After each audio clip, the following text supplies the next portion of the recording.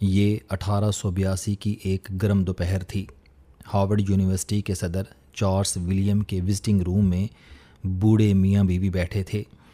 یہ دونوں شکل اور حلیے سے مفلوق الحال، بیمار اور شکستہ دل دکھائی دیتے تھے۔ چارلس ولیم کی سیکریٹری نے بتایا کہ یہ بوڑھے کئی دنوں سے آ رہے ہیں، یہ آپ سے ملنا چاہتے ہیں۔ میں نے ملاقات کی وجہ جاننے کی کوشش کی، لیکن ان کا اصرار ہے کہ یہ وجہ صرف آپ ہی کو بتائیں گے۔ چارلس ولیم نے دفتر کے شیشے سے بوڑھے جوڑے کو دیکھا اور انکار میں سر ہلا دیا۔ سیکریٹری واپس مڑی، لیکن وہ ابھی دروازے تک پہنچی تھی کہ صدر نے آہستہ سے کہا، انہیں بھجوا دو، مگر انہیں بتا دینا میرے پاس صرف 5 منٹ ہیں۔ سیکریٹری نے شکریہ ادا کیا اور دروازہ کھول کر باہر نکل گئی۔ 30 سیکنڈ بعد ادھیڑ عمر جوڑا ہارورڈ یونیورسٹی کے صدر کے سامنے بیٹھا تھا۔ بوڑھے نے کپ کپاتی آواز میں عرض کیا، ہم آپ کے کالج کو ڈونیشن دینا چاہتے ہیں۔ بڑھاپے کی وجہ سے بوڑھے کے پھیپھڑے قابو میں نہیں تھے۔ چارلس ولیم نے مسکرا کر دونوں کے کپڑوں، حلیے اور میلے کچیلے ہاتھوں کی طرف دیکھا اور طنزیہ لہجے میں بولا، ڈونیشن کتنا؟ بوڑھے نے بڑھیا کی طرف دیکھا۔ بڑھیا صدر سے بولی، 1 ملین، 2 ملین، 3 ملین، حتیٰ کہ $10 ملین سے جتنا آپ چاہیں۔ رقم کی مالیت سن کر سربراہ کا طنز مذاق میں بدل گیا اور اس نے پوچھا، مگر اس ڈونیشن کے بدلے ہمیں کیا کرنا ہوگا؟ بوڑھے نے ایک لمحہ سوچا اور بولا، ہمارا بیٹا ٹائیفائیڈ کی وجہ سے جوانی میں مر گیا تھا۔ ہماری خواہش ہے کہ آپ اپنا کوئی اسکول اس کے نام منسوب کر دیں۔ چارلس نے کہکا لگایا، گھڑی کی طرف دیکھا اور ہنستے ہوئے بولا، میرے معزز مہمانوں کا وقت ختم ہو گیا ہے، یہ ہمارے لیے ممکن نہیں ہے، آپ اپنی پیشکش کے ساتھ واپس جا سکتے ہیں۔ یہ سن کر بوڑھے اور بڑھیا کا رنگ غصے سے سرخ ہو گیا۔ وہ دونوں کھڑے ہوئے اور انہوں نے چارلس سے پوچھا، ہارورڈ یونیورسٹی جیسی یونیورسٹی بنانے کے لیے کتنا سرمایہ درکار ہوتا ہے؟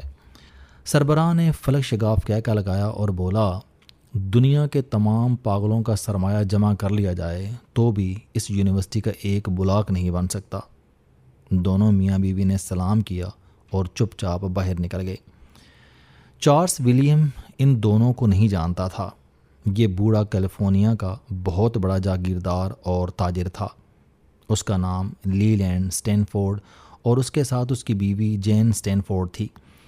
لی لینڈ سٹینفورڈ کا امریکہ میں ریلوے لائن بچھانے والے چند بڑے بزنس مینوں میں شمار ہوتا تھا۔ اس نے اس کاروبار میں $1 کروڑ کمائے تھے۔ یہ کیلیفورنیا کا گورنر بھی رہا تھا اور اس کے پاس اللہ کا دیا ہوا سب کچھ تھا۔ لیکن ان دونوں کے دلوں پر اپنے بیٹے لی لینڈ سٹینفورڈ جونیئر کی موت کا داغ تھا، اور یہ داغ وقت گزرنے کے ساتھ ساتھ بڑا ہوتا جا رہا تھا۔ بیٹے کی جدائی نے انہیں بے حال کر دیا تھا۔ یہ دونوں مربوں پر پھیلے محل میں بے چین اور بے سکون زندگی گزار رہے تھے۔ ان حالات میں انہوں نے سوچا کہ یہ اپنے بیٹے کے نام سے ویلفیئر کا کوئی ایسا ادارہ بنائیں جس سے ان اور ان کے بیٹے کی روح کو قرار آ جائے۔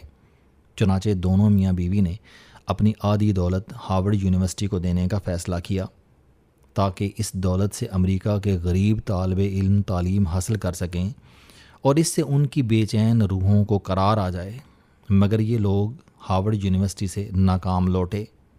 یہ دونوں میاں بیوی جب ہارورڈ یونیورسٹی کی سیڑھیاں اتر رہے تھے تو انہوں نے اپنی ساری زمین جائیداد بیچ کر ہارورڈ جیسی بڑی یونیورسٹی بنانے کا فیصلہ کر لیا۔ یہ دونوں اپنی جاگیر پر گئے اور کام شروع کر دیا۔ ان کا یہ خواب 11 نومبر 1885 کو پورا ہو گیا۔ اس دن یونیورسٹی کے پہلے بورڈ آف ٹرسٹیز کی میٹنگ ہوئی۔ سٹینفورڈ نے گرانٹ کا پہلا چیک اور اپنی جاگیر کے کاغذات بورڈ کو پیش کیے۔ بورڈ نے یونیورسٹی کو ان کے بیٹے سٹینفورڈ جونیئر کے نام سے منسوب کیا اور یوں دنیا کی نامور یونیورسٹی سٹینفورڈ معرض وجود میں آئی۔ اس یونیورسٹی کا سنگ بنیاد 14 مئی 1887 کو رکھا گیا اور یہ طالب علموں کے لیے 1 اکتوبر 1891 کو کھولی گئی۔ اس کے پہلے بیچ میں 559 طالب علموں نے داخلہ لیا تھا۔ یونیورسٹی نے ان تمام طالب علموں کو مفت تعلیم دی تھی۔ یہ دنیا کی پہلی یونیورسٹی تھی جس میں کو ایجوکیشن کا پہلا اسکول بنایا گیا تھا۔ یہ یونیورسٹی 8180 ایکڑ پر محیط ہے۔ اس کا رقبہ 36 مربع کلومیٹر بنتا ہے اور یہ اس وقت دنیا کی تیسری بہترین یونیورسٹی ہے۔ اس میں 7,900 انڈر گریجویٹ جبکہ 9,500 گریجویٹ طلباء و طالبات پڑھ رہے ہیں، اور اس میں 2,400 پروفیسر، لیکچرار اور استاد ہیں، جن میں 36 نوبل انعام یافتہ اور 33 میک آرتھر فیلوز ہیں، اور ان کا موٹو ہے آزادی کی ہوا چل رہی ہے۔ اسٹینفورڈ یونیورسٹی کا ایک سکول لی لینڈ اسٹینفورڈ کے گھوڑوں کے فارم کی جگہ پر بنایا گیا تھا۔ یہ سکول اس فارم کی مناسبت سے دی فارم کہلاتا ہے۔ یونیورسٹی کا کیمپس اسٹینفورڈ کی جاگیر، فارم ہاؤسز، محلات، گیسٹ ہاؤسز اور دفاتر نگل گیا، لیکن اسٹینفورڈ کو ایک ایسا نام دے گیا جو اس کائنات کی آخری شام تک زندہ رہے گا۔ دنیا میں دولت، زمین، جائیداد اور روپے پیسے سے زیادہ بے وفا چیز کوئی نہیں ہوتی۔ انسان اپنے خون کا آخری قطرہ تک جلا کر دولت جمع کرتا ہے۔ یہ دولت کے لیے سینکڑوں ہزاروں لوگوں کو قتل تک کر دیتا ہے۔ دولت کے لیے قانون، ضابطے، روایات اور آئین تک توڑ دیتا ہے، اور یہ اس کے لیے اپنے ضمیر، اپنے مذہب اور اپنے احساس تک کو پھانسی چڑھا دیتا ہے۔ لیکن جب اسے دولت ملتی ہے تو پھر مکافات کا عمل شروع ہو جاتا ہے۔ انسان اپنی آنکھوں سے اپنے خزانوں کو اجڑتا، بکھرتا اور برباد ہوتا دیکھتا ہے، اور جو ہی اس کی آنکھ بند ہوتی ہے، اس کی زمین، جائیداد اور دولت خاک بن کر اس کے نام، شہرت اور کارناموں کو ڈھانپ لیتی ہے۔ لیکن اسٹینفورڈ جیسے وہ لوگ جو اپنی دولت، زمین اور اپنی جائیداد کو انسانی فلاح میں لگا دیتے ہیں، یہ اسے صدقہ جاریہ بنا دیتے ہیں۔ ان کی قبریں ہمیشہ زندہ رہتی ہیں اور ان کے نام ہمیشہ تابندہ رہتے ہیں۔ اگر لی لینڈ اسٹینفورڈ اور جین اسٹینفورڈ نے 1882 میں اپنی دولت سے یونیورسٹی بنانے کا فیصلہ نہ کیا ہوتا تو ان کے انتقال کے بعد ان کے عزیز رشتہ دار ان کی جائیداد آپس میں تقسیم کر لیتے، ان کے فارم اور گھوڑے بازار میں بک چکے ہوتے، اور آج یہ جاگیر ایک ایک کنال کے چھوٹے چھوٹے پلاٹس میں منقسم ہو چکی ہوتی۔ لیکن اللہ تعالیٰ نے ان لوگوں کو ہدایت دی، یہ لوگ آگے بڑھے اور انہوں نے وقت کی دائمی چٹان پر اپنا نام ہمیشہ ہمیشہ کے لیے رقم کر دیا۔ مگر آپ ان کے مقابلے میں اسلامی تاریخ اٹھا کر دیکھیں، آپ خلیفہ عبد الملک بن مروان سے ترکی کے آخری سلطان عبد الحمید دوم تک تمام مسلمان بادشاہوں کی تاریخ نکال کر دیکھ لیجئے۔ آپ ہندوستان کے سلطان محمود غزنوی سے لے کر بہادر شاہ ظفر تک تمام حکمرانوں کی ہسٹری دیکھیے، یہ تمام لوگ تاریخ کے حافظے سے محو ہو گئے ہیں۔ کیوں؟ کیونکہ ان میں سے کسی نے اسٹینفورڈ بننے کی کوشش نہیں کی تھی۔ اسلامی تاریخ کا سنہری دور کرتبہ کا عہد تھا۔ اس دور کو اس لیے سنہری کہا جاتا تھا کہ اس میں یونیورسٹیاں، کتب خانے، لیبارٹریاں، رصد گاہیں، فلاسفر اور امام تھے۔ لیکن جب یہ رصد گاہیں، لیبارٹریاں، کتب خانے اور یونیورسٹیاں اجڑیں تو ساتھ ہی کرتبہ کی تہذیب بھی بیوہ ہو گئی۔ چنانچہ آج ہمارے پاس اس بیوہ کی سسکیوں کے سوا کچھ نہیں بچا۔ کاش ہمارے بادشاہوں نے تاج محل، شیش محل اور لال قلعوں کی جگہ اسٹینفورڈ جیسی یونیورسٹیاں بنائی ہوتیں۔ کاش ترکی کے سلطانوں اور بغداد کے خلفاء نے حرم اور محلوں کی جگہ ہارورڈ جیسی درسگاہیں بنائی ہوتیں، تو ہم آج یوں ہی اپنی شکست کا نوخہ نہ ہوتے۔